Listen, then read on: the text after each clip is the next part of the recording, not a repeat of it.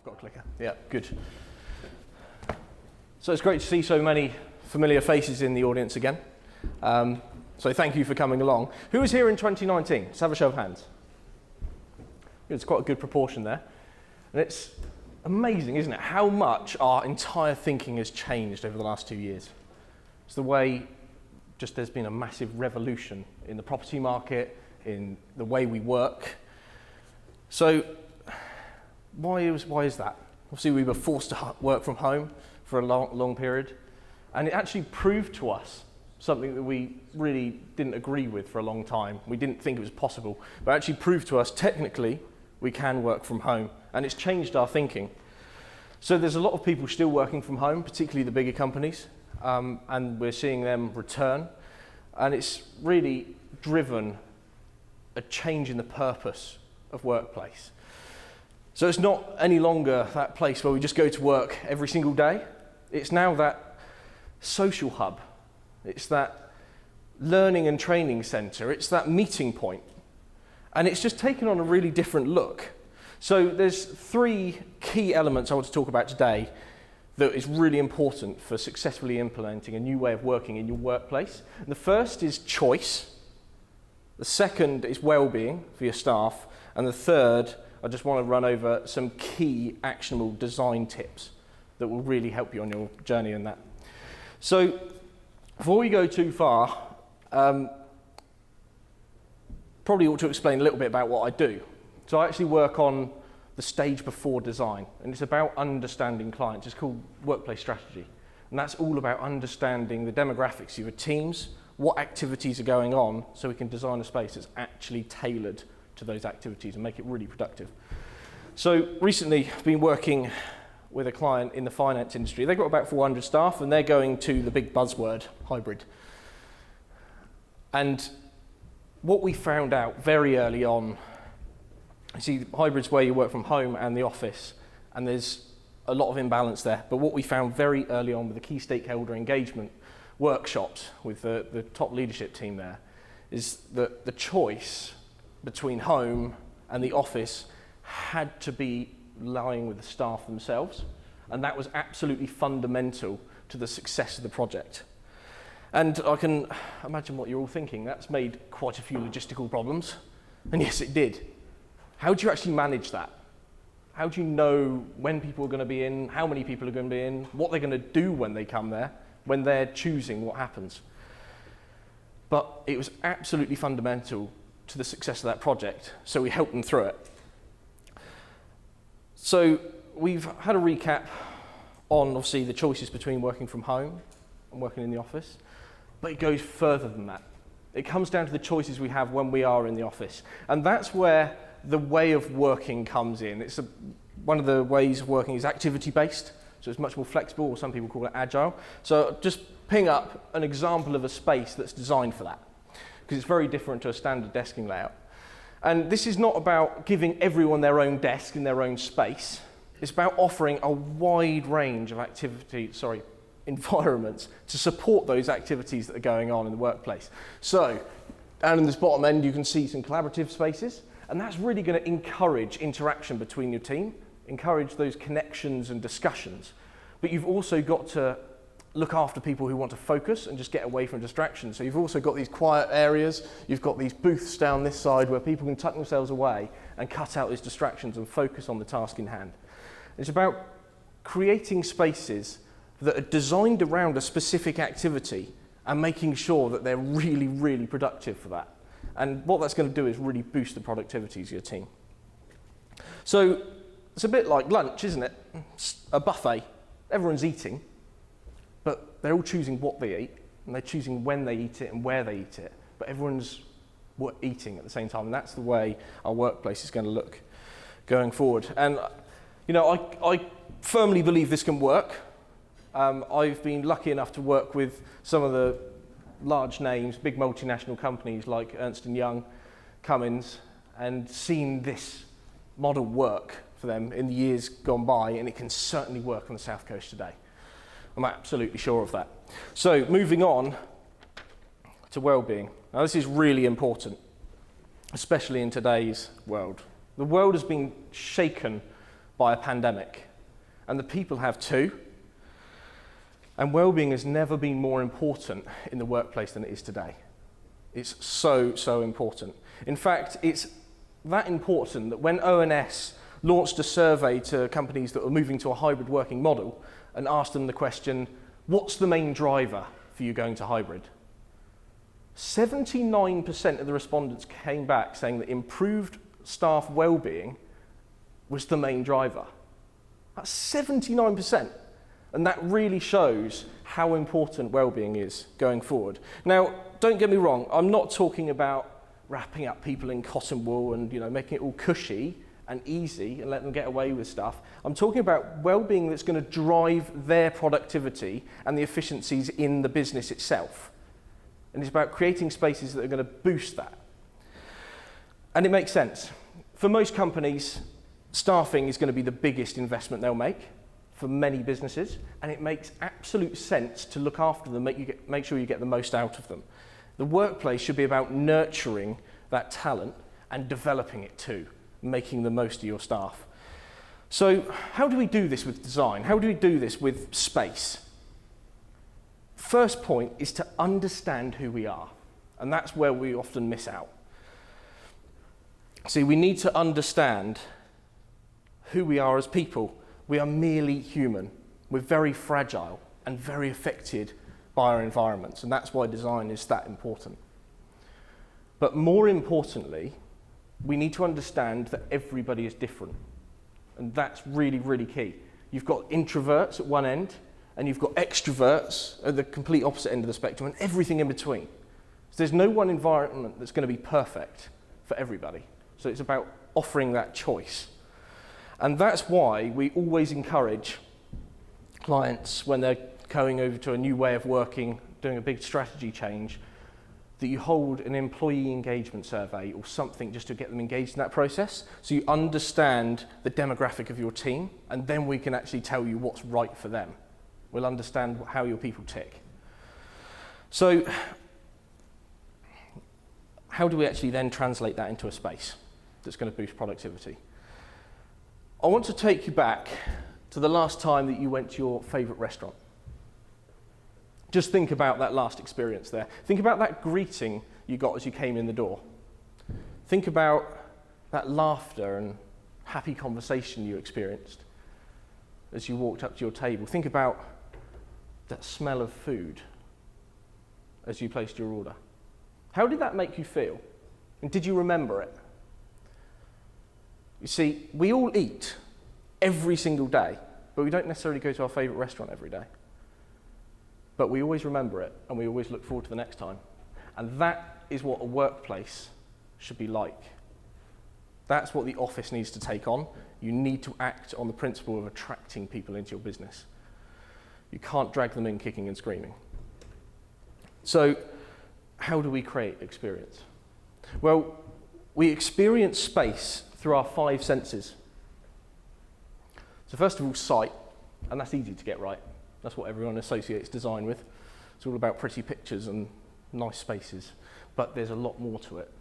You've then got taste. What refreshments you're providing, but then air quality. You can taste that too. And you've got touch, so that's all about the materials you're using in a space. The comfort and ergonomics of the space. It's got to be right, and we'll come on to that more in a minute. Hearing. So when you're having a meeting, can you hear everybody properly? Are you getting the message that's being conveyed? And then when you're focusing, are there too many distractions there for you to work, or have you got some quiet space? And then you've got the smell as well. We all know that. Someone always comes to lunch with a smelly bit of food. We need to manage it all, think it through, and then we can create that great experience. So, moving on to design. Firstly, I just wanted to talk about functionality, because this is really, really key when we're designing spaces. And particularly when we're looking at an activity-based working model, or the whole choice, a hybrid model. It's very important to think about functionality. I hear a lot of stories, and I'll probably get a lot of them because of what I do in work, about companies that have gone over to a hot desking model or an agile working, and the whole thing went wrong. And we all ended up sitting at our own desks then. I expect you've probably heard stories like that before too. And I'd say 90% of the times I hear these stories, it's down to the functionality, the infrastructure was completely wrong, and it actually made it collapse. So we absolutely need to get it right. Now, there's 3 things we always tell our clients to make sure they manage when they do this big move. Firstly, is management. How you communicate that with your staff. How the policies you put in place. Secondly, technology. Now that's obvious. Connectivity is about the softwares you use, how you interact when people are working elsewhere. And then environment. And all the point with this is they need to go together, and none of them can be missed out, because otherwise your people who are sitting on these pillars, if you take one of them away, it creates an imbalance, and that is where the whole thing falls apart and you end up going back to an old way of working.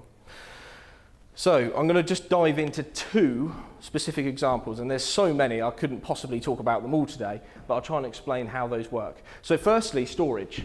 It's a big change, because everyone tends to have their own set of drawers next to their desk or something or other, and they claim that. But when you want them to move around in different spaces, you need to take that away from them. Everyone's still got personal belongings that they need to secure and lock away. So we give them lockers, and often we end up with a sort of key lock situation. Everyone has their own locker, but we try and sort of spread them out in the space. But what happens there is people always want to sit near their locker. And then, you know, after a while they claim a desk and leave their stuff there, and it becomes theirs. And you're back to an old way of working again after all efforts to move to an agile environment. So what is that solution? You need to implement something with storage that is also agile. There's many ways of doing this, but one of the best ways is a hot locker system. And it's particularly good now when we're going to hybrid and you've got less people in the office, because you don't have to buy everyone a locker. So it's typically runs off an access card or something. You can just tap in and tap out of any locker in the whole workspace, as long as it's free. So that will overcome that barrier and stop people moving back to an old way of working. Now, second one is chairs. And this is an interesting one. So this is the Mirror 2 chair from Herman Miller. It's a great chair, by the way. Very nice, as long as you sit in it every day. It's got about 13 adjustments on it, and you can get it really tailored to you. And what that means is if you've got a chair set up for yourself, and it's really comfortable, when I come and sit in it, and it's going to be pretty uncomfortable. And that becomes a problem where you're making people sit in different chairs every single day, because you're effectively making them sit in something really uncomfortable. So, what that leads to is people wanting to sit in the same chair, doesn't it? Fairly obvious. And then they start sitting in the same place, and the whole hot desking or agile situation just falls apart. So what's the solution? Thankfully, Herman Miller are pretty hot at this, and they've brought out a new chair. This is the Cosm, and this is an auto-adjust chair. All you need to do is adjust the height, and it's got an intelligent mechanism that adjusts everything else for you. Still Fire Gold, it's a very good ergonomic chair. But what that means is you can move around, sit in any other chair, and very easily be comfortable every single day. And it just overcomes that blockage that's going to collapse an agile working environment. So that's 2 examples of blockages. There's lots more. We need to find them out fast if you're doing a process of going to a new way of working, but we can certainly help you with that. Now, to move on, I'm going to talk about a design trend which is quite prevalent this year. It's called res-immersial. Now, this is all about bringing residential design and applying it in a commercial setting, and the main driver behind this is where people have been working from home, and when they return to the office, they start missing things. You know, I miss that comfy sofa, I miss the feel of home. So it makes sense just to bring it into the office and attract people in. So what does that actually look like? It affects design in many different ways. On the more simple end of the spectrum, you just have softer areas, more relaxed. You see lamps and rugs and curtains coming into the workplace these days, and it's just much more residential feel in the workplace. But it also affects spatial design. Now, what do I mean by that? It's about the spaces we actually have in the workplace. So here you can see a little lounge area, a little social space. So it's all about those social connections, about reconnecting your staff since they've been working apart for so long. And it just mimics the lounge in your house. And what that's doing is just building that team spirit again, which is really, really key and has eroded in many cases over the course of the lockdown. So another example is what we tend to call mega tables. They're just big tables that everyone can sit around. You can power your laptop, do a bit of work there, quite flexible. And what that's doing is mimicking the dining room table at home. And if you think about that in the family setting, you typically have some children sitting around doing some homework or, playing with some toys or something, and parents would be catching up on some work. But everyone's sat around that one table doing all different things, and that's what you can do in the workplace. And it's, again, just reconnecting and creating that team bond that we need to get back to. So that's another element of resi-mercial affecting the way we design spaces. But probably the most challenging for most companies to accept is the way that home life is starting to invade the workplace a bit. But I don't actually think it's a bad thing, because work life quite invaded my house over lockdown, and so it's about time the workplace gave back. And it's about giving those spaces that people can do things they'd usually do at home. Simple things like cooking a better meal at midday. A lot of people have commented on that, so better cooking facilities. Yoga, Pilates classes in the workplace. And you've got healthy snacks, you see games areas, even gyms incorporated into offices so people can actually exercise together. And it's all about bringing that home to the office, and it's a really strong trend this year. So that really wraps up what I wanted to talk about. All I would say, other than thank you for listening, is if you are thinking of moving over to a more agile working element, just make sure you do it properly. Don't miss the key bits out, otherwise it could easily collapse. You can request a copy of our little book, which has got some really useful hints and tips that will help you on your way. But other than that, thank you very much for listening. I've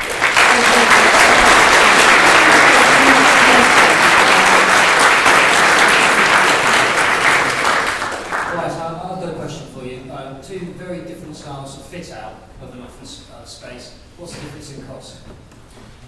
That's a very good question. It does depend a little bit on how far you take it.